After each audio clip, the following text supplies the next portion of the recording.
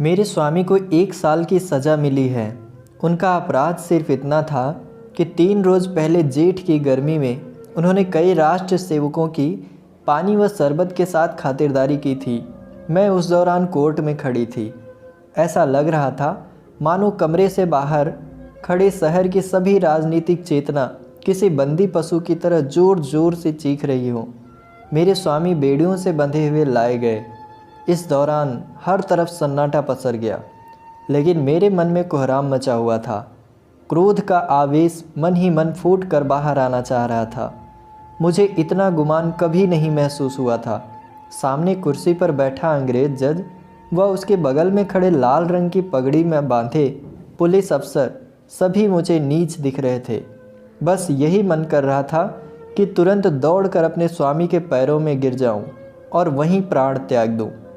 कभी शांत, कभी चंचल, तो कभी आत्मसम्मान से भरी मूर्ति सी दिख रही थी मैं। मेरे मुख पर किसी तरह का अफसोस या ग्लानि नहीं झलक रही थी। किसी की सेवा को अपराध करार देना व उसके 1 साल की जेल की सज़ा सुनाना गजब का न्याय व्यवस्था है। ऐसे में तो मैं 100 बार ये गुनाह करने को तैयार हूँ। मेरे स्वामी जाने लगे और जाते वक्त मेरी ओर देखकर मुस्कुराए और फिर आगे बढ़ गए। कोर्ट से बाहर आकर मैंने 5 रुपए की मिठाई खरीदी और कुछ राष्ट्रीय सेवकों को आमंत्रित कर मिठाई खिलाया। उसी दिन शाम होते ही मैं पहली बार कांग्रेस के जलसे में शामिल होने से खुद को रोक ना सकी। यही नहीं, मैंने मंच पर जाकर भाषण भी दिया।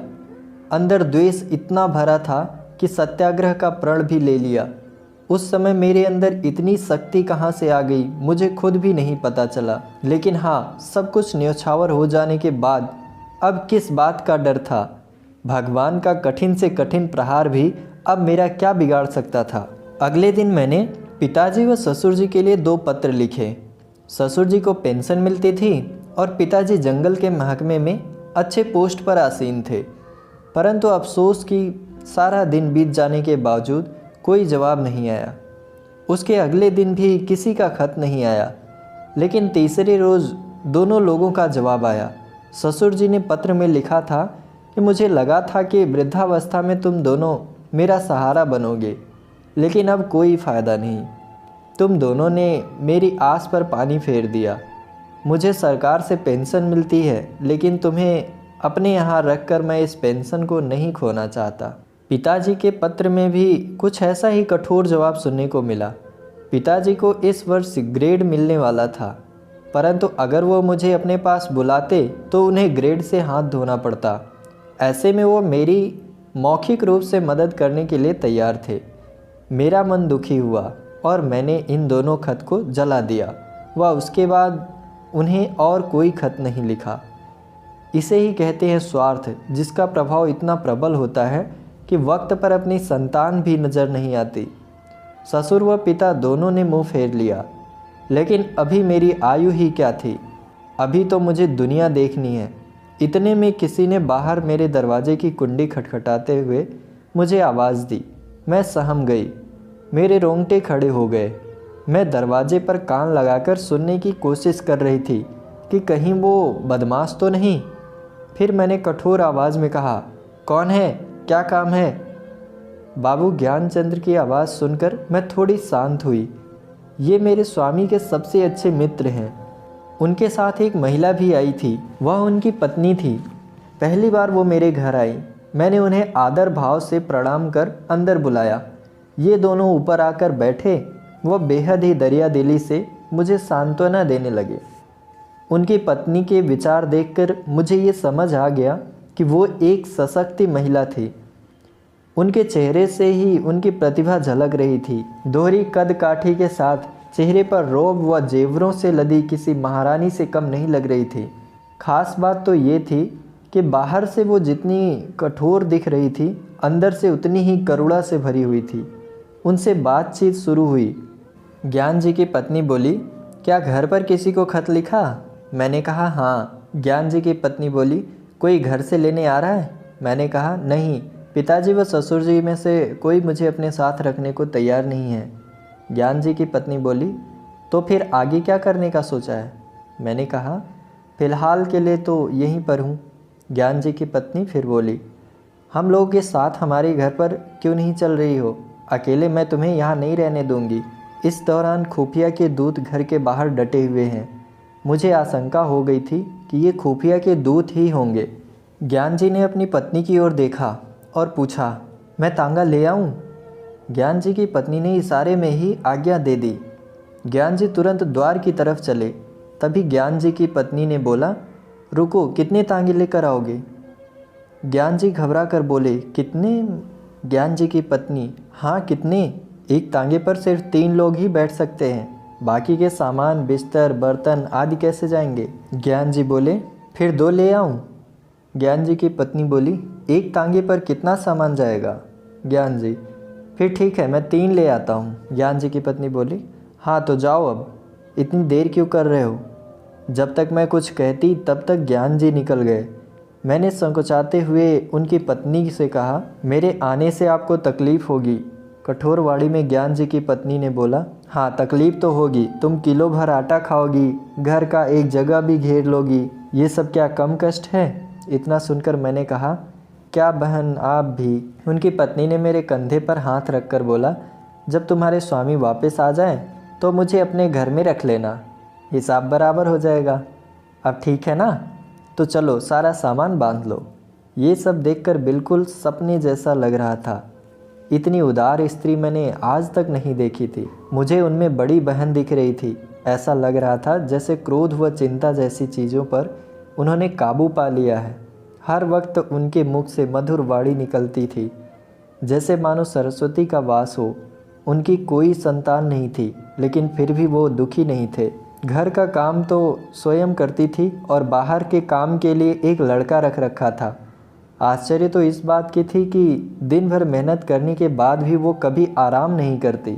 यही नहीं, उनका आहार भी बेहद कम था। इतना ही नहीं, दिन भर वो मुझे कुछ ना कुछ खिलाने के लिए परेशान रहती, एक काम नहीं करने देती। बस यहाँ यही बुरा लगता था। मगर इनके घर कैसे एक सप्ताह गुजर गया पता तक नहीं चला। तभी मुझे एक दिन वो दूत यहाँ दिखाई दिए।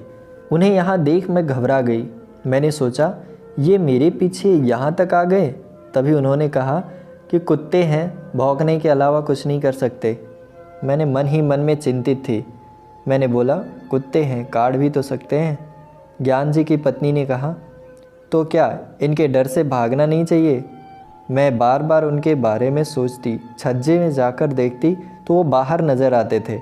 हाथ धोकर ये मेरे पीछे पड़ गए थे।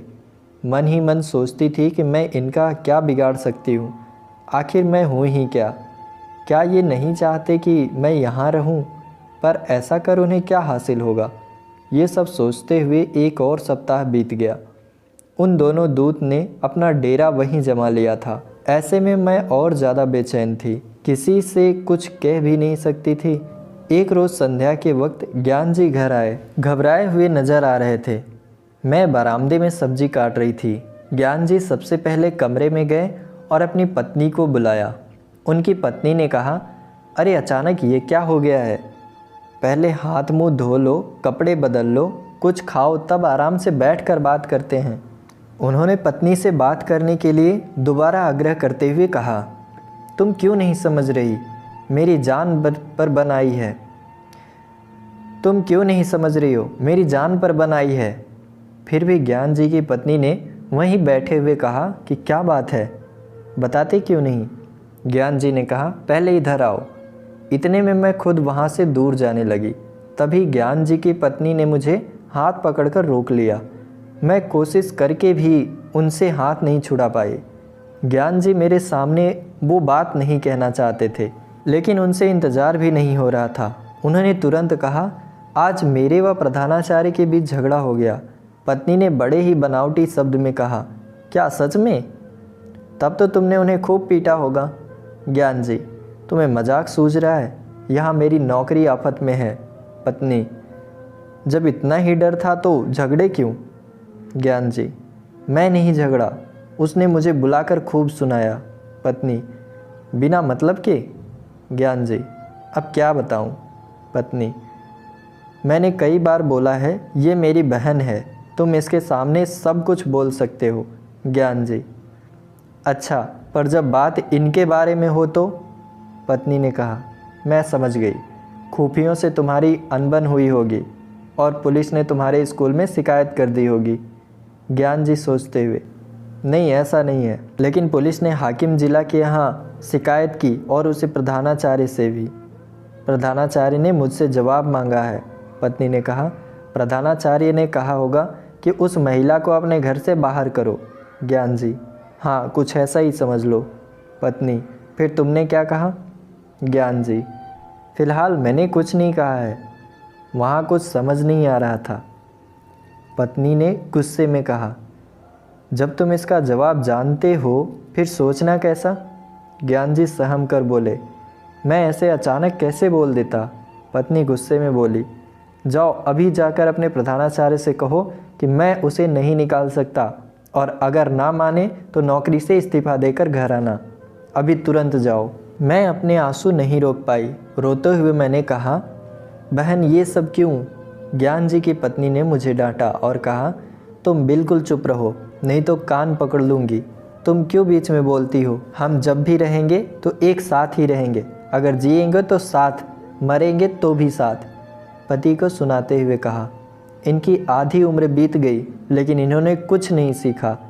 अब खड़े क्यों हो? तुम्हें बोलने में डर लग रहा है तो मैं जाकर कह दूं? ज्ञान जी ने गुस्सा होकर बोला, कल जाकर बोल दूंगा, इस समय पता नहीं वो होगा भी या नहीं। इधर पूरी रात मैं नहीं सो पाई। पिता व ससुर जी जिसे दोनों ने ठुकरा दिया हो, उस दासी को इन्होंने इतनी इज्जत दी। ज्ञान जी की पत्नी सच में किसी देवी से कम नहीं है। अगले दिन ज्ञान जी निकल रहे तभी पत्नी ने कहा, जवाब देकर आना। ज्ञान जी के जाने के बाद मैंने कहा, बहन तुम ये सही नहीं कर रही हो। मुझे ये बर्दाश्त नहीं हो रहा है कि मेरी वजह से तुम्हारे परिवार पर परेशानी आए। ज्ञान जी की पत्नी से हंसते हुए कहा, हो गया या और कुछ बोलना है? ज्ञान जी की पत्नी ने पूछा कि अच्छा ये बता, तुम्हारे स्वामी आज जेल की सज़ा क्यों काट रहे हैं? बस इसलिए क्योंकि वो राष्ट्रीय सेवकों की सेवा कर रहे थे। आखिर राष्ट्र की सेवा करने वाले वो लोग कौन हैं? ये हमारे लिए क्यों संघर्ष कर रहे हैं? इनका भी तो परिवार होगा, कारोबार होगा, पर ये सब त्याग कर वो हमारे लिए लड़ रहे हैं। ऐसे लोगों की सेवा कर जेल जाने वाले तुम्हारे पति भी किसी वीर से कम नहीं हैं। ऐसे वीर की पत्नी के दर्शन मात्र से ही आत्मा तृप्त हो जाएगी। फिर मैं नहीं, तू मुझ पर एहसान कर रही है। मैं चुपचाप उनकी बात सुनती रही और कुछ नहीं बोली। संध्या हो गई।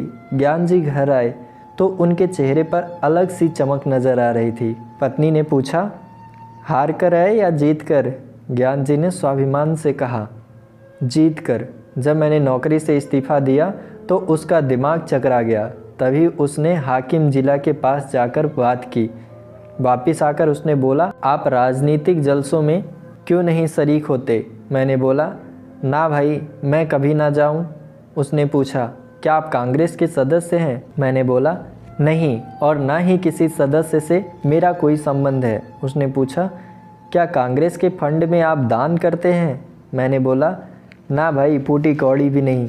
उसने बोला, तो ठीक है, मैंने आपका इस्तीफ़ा अस्वीकार कर दिया। पत्नी ने ये सुनते ही ज्ञान जी को गले से लगा लिया। कहानी से सीख। दोस्तों, स्वाभिमान व त्याग की भावना से किया हर काम किसी के दिल में आपके लिए आत्मसम्मान को बढ़ा सकता है। साथ ही बुरा वक्त अपनों व परायों की सही पहचान भी करा देता है।